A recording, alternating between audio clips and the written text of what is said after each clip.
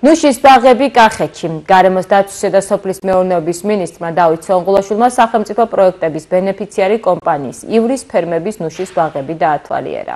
მინისტრმა ქვეყანაში კაკლოვანი კულტურების, მათ შორის ნუშის წარმოების პოტენციალზე გაამახვილა ყურადღება და აღნიშნა, რომ მნიშვნელოვანი არის მაქსიმალურად შეეწყოს ხელი ამ შესაძლებლობების სრულად გამოყენებას.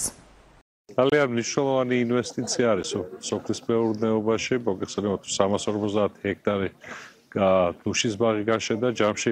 კაკლოვანი კულტურა არის ერთ-ერთი პრიორიტეტული მიმართულება, სადაც საკმაოდ აქტიურად არის სახელმწიფო წარმოდგენილი მხარდამჭერი პროგრამებით. კაკლოვანი კულტურები არის პრიორიტეტული მიმართულება, შესაბამისად ჩვენი სამინისტროს ფარგლებში სახელმწიფო აქტიურად უჭერს ხარს ამ დარგის განვითარებას, როგორც ერთ-ერთ მნიშვნელოვან საექსპორტო პროდუქციის განვითარებას. პირველად გავაშენეთ ბაღი 2023 წელს, დავიწყეთ 35 ჰექტარი ნუშით, შემდეგ დავამატეთ 75 ჰექტარი, ხოლო წელს კი ვასრულებთ ჩვენს ერთ-ერთ ყველაზე დიდ გაფართოებას 240 ჰექტარს. ანუ ჯამში ავიღოთ 350 ჰექტარი ნუშის ბაღებზე.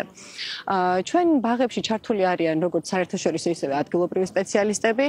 ბაღის ირიგაციის დიზაინი შეადგინა დარგის წამყვანმა სპეციალისტმა ესპანეთიდან. ბაღს ასევე კურირებს აგრონომი კონსულტანტი, რომელსაც აქვს მრავალწლიანი გამოცდილება კონკრეტულად კაკლოვან კულტურებში.